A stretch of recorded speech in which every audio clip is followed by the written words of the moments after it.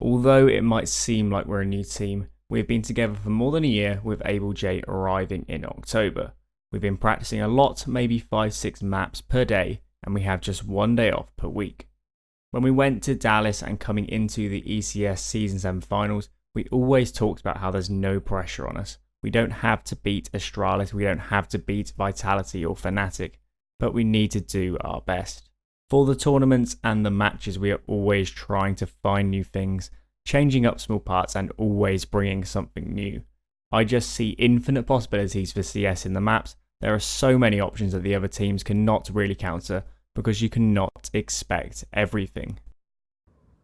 In attendance of the ECS Season 7 finals, the Brazilians added to their impressive placing in Dallas through scoring a finals finish in London's SSE Arena, and although FURIA would suffer a convincing defeat to Vitality, they'd already left their mark on the tournament. During the group stages at ECS, FURIA played Astralis across 4 maps and in stunning fashion triumphed over the Danes in 3 of the 4 maps played.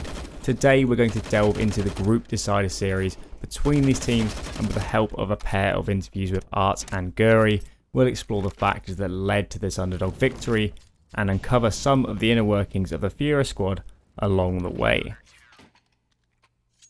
The first map of the series was Inferno, where Astralis fended off a late resurgence from FURIA, and glossing over Inferno, we're going to join the action on Mirage. Having won the pistol and the following anti-ecos, we're now on the first gun round, and watching this overview we can see 3 players are lining up some smokes towards A, and the other 2 are around top mid. After throwing the standard 3 smokes with some flashes, we can see the pairing in mid contact out. Keserato will find the trade onto Magus, but unfortunately goes down to Device. Jumping ahead to the end of the round, the bomb was planted on B, and the retake ultimately came down to a 1 vs 2 where AbleJ came out on top. Despite going the way of Astralis, the start of this round from FURIA's perspective is still worth discussing. The idea behind this call from FURIA is that the 3 smokes on A would draw attention and rotations away from mid, and then without warning, arT and Keserato contact out and hopefully catch a rotation or gain space without Astralis knowing.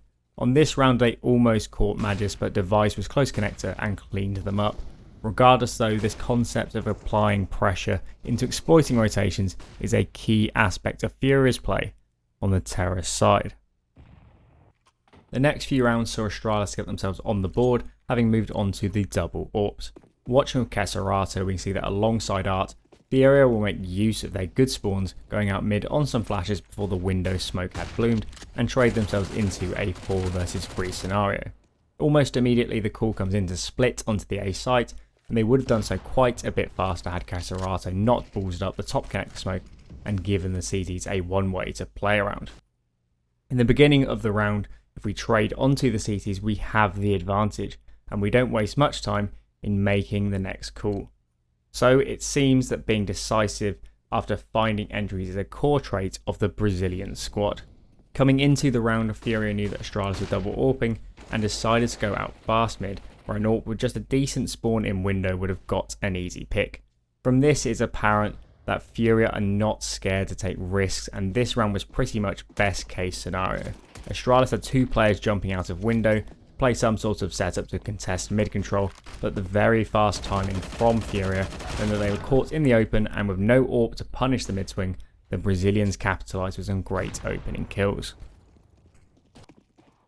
FURIA would kick off the CT half winning the pistol, but unfortunately would get reset on the following round. Having forced against the reset, FURIA come into this first gun round with a fairly low nade count, and we're on board with arT, who started the round by jumping onto catwalk and is now scoping around the top mid boxes.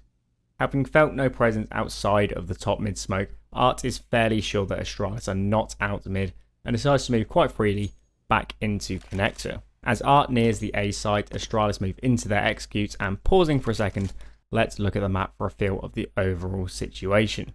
So FURIA are playing a double site setup.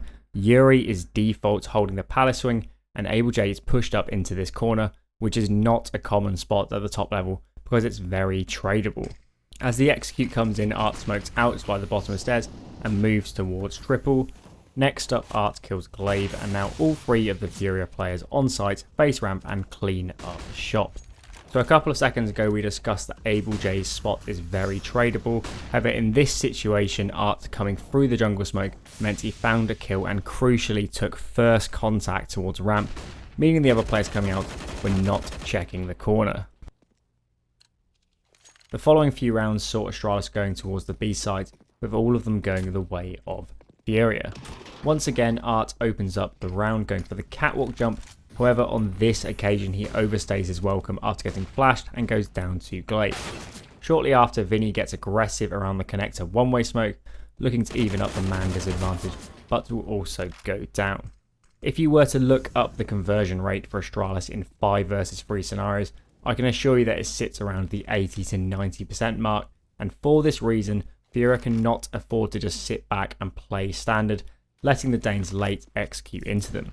FURIA's decision is to give up the B side, and following a fortunate information play towards mid, the Brazilians are in a 3 versus 4 situation, and bringing up the map we can see that they've committed all 3 players towards the A bomb site. Earlier on I mentioned that the past few rounds had seen Astralis going towards B to little success, and this is likely a key motivator behind FURIA's call to stack the A site.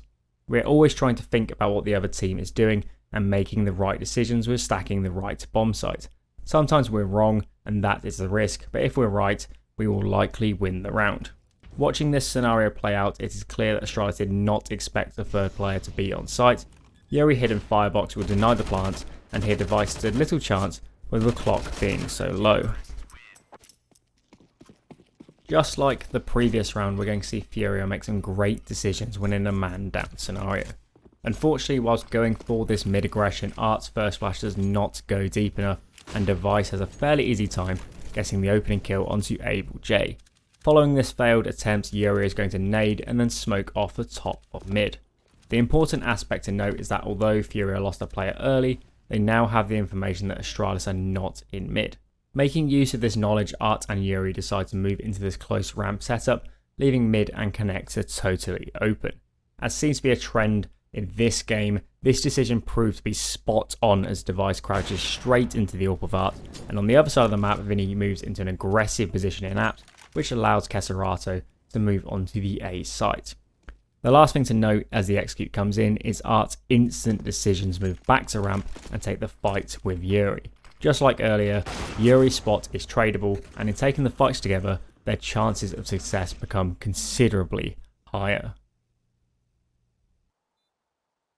Nuke would be the final map of the series, and in the opening game of the group stage, these two teams played an extremely close game on Nuke, with the Brazilians just edging it out. Despite losing the pistol on the terrorist side, the third round would have FURIA winning an almost full eco and strike another nail into the Astralis coffin. Although this was a pivotal moment within the series, we're not going to dig our teeth into this round, because I think it was much more a case of Astralis losing it rather than FURIA winning the round. A knock-on of this improbable eco win was a chain of alternating force buys between the two teams as they jostled to secure economic control. Here on round 5 we have one of these force buys coming out from FURIA with 3 pistols, 1 SG and arT on the AWP. Watching with arT, we're going to see Squeaky Dawn naded off, and he'll be looking for a pick towards main. Although Magus gets off the first shot, arT finds a massive impact kill, and take a second to note the nade count of FURIA. Without an opening pick, their options would be limited, and they'd have a very tough time getting onto a bomb site in a favourable scenario. Whilst force buying, sometimes we have the right read. For example, we might just smoke in main, molly CT vent and run out Squeaky on some flashes. We are very decisive on these rounds, not having second thoughts. The given example is essentially what happens here, as FURIA decides to keep it simple and come out to Squeaky as a pack, first finding the trade onto Zipnix, and then Keserato silences Dupree on top of Hut. Within the community, FURIA has received praise for their inventive approaches on the terrorist side of Nuke, and this next round showcases this trait with many moving parts. First, watching some different perspectives, we can see that Vinny is holding this angle by silo. On his favourable spawn, this option makes sense, and Vinny is not a man to take prisoners as he removes the head of Magisk. Jumping back a few seconds, let's have a look at what arT is doing. After getting himself up onto silo, he drops onto the roof of main, and our teammate is going to flash into main from Squeaky. On the flash, arT drops down and looks for a fight towards the A site before going down to Dupree. On Nuke, I notice a lot of the top teams like to play a certain way, and they don't expect a lot of aggression at certain spots. So although this quote was from arT talking about the CT side, I think it's still applicable in this case, as the play arT went for here was certainly unorthodox and will in the right scenarios catch teams off guard. During this round, Furia applies a lot of pressure to Astralis across the map within a short time span. Watching again from an overview, I want you guys to consider how this all looks from the perspective of Astralis. Pausing here, Vinny has just got the entry kill from Hut, a vent dive smoke is down, arT is about to swing from main, and the outer cross smokes are also down. So just imagine what is going through the comms of Astralis at this moment and throughout the following few seconds. Amidst all the chaos, Caserata takes the bomb down vent, and the round will culminate in a 2 vs 3 arT plant for Furia on the B site. Able J heard Glaive running to secret and was ready for the flank. Caserata gets mollied out from under Cat but stays very composed and works with Able J to finish off the remaining Astralis players. Moving on to the CT side, Furia would lose the pistol round, and spoiler alert, they'll win this force fight on the following round.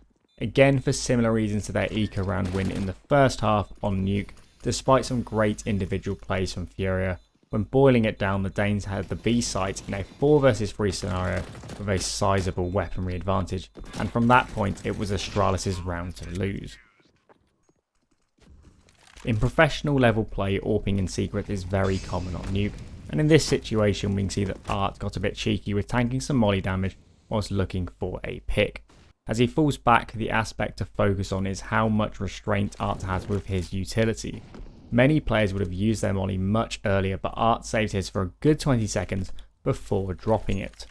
Following the molly, arT will chain his flashes, and during this sequence arT does a fantastic job to burn time off the clock, which is now around the 30-second mark.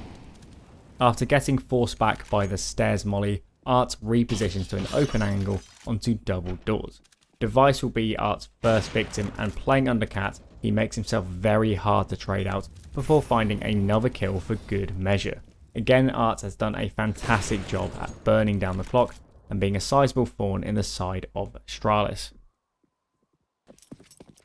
Getting into the 29th round on Nuke, and everything is fairly standard from Furia at the start, with Yuri throwing the garage cross smoke before falling back to a passive angle to hold main entrance. Let's talk about the previous rounds in this half. Astralis have won 3 buy rounds, and all 3 of those wins have come from different variants of splits via ramp and secret onto the B site. With Astralis against match point, Yuri suspects that Astralis will fall back on what has worked so far, and he makes the decision to sacrifice vision onto outer and instead play this double ramp setup with Able J. It turns out that Yuri was spot on. After finding this first kill onto Zipnik, the other 2 Astralis players were not ready for Able J to swing out from behind the boxes, and just like that, Astralis find themselves in a 2 vs 5 with about 10 seconds on the clock, and Furia have booked their place in the semi-finals. We've had some losses that were very tough for us, and we kept losing against smaller teams, which was really frustrating, but I think we did a very good job to keep our spirits up. We never lost the will to get better, the will to play, the passion, and that is the most important thing. When answering the question of how Furia beat Astralis, the main aspects in my eyes were decisive mid-round calling on T, the understanding of how pressure affects CT rotations, fantastic play whilst a man down on the CT side, and certainly in this series, many rounds have won from great reads on that CT side. Another factor was the individuals on Furia, who made a great account for themselves in the face of elite opposition during this series.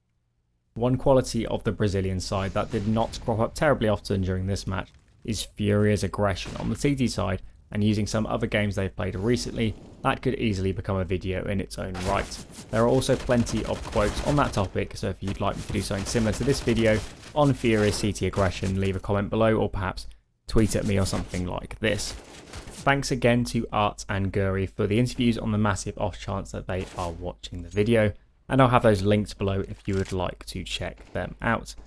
It's been a good 3 months since my last video, but now exams are over. I've changed a number of things about the way I go about making these videos, and hopefully it shows in the final product. If you enjoyed that one, why don't you hit that like button, get subscribed, follow me on Twitter, all that good stuff. Thanks for watching, and I'll catch you guys in the next one.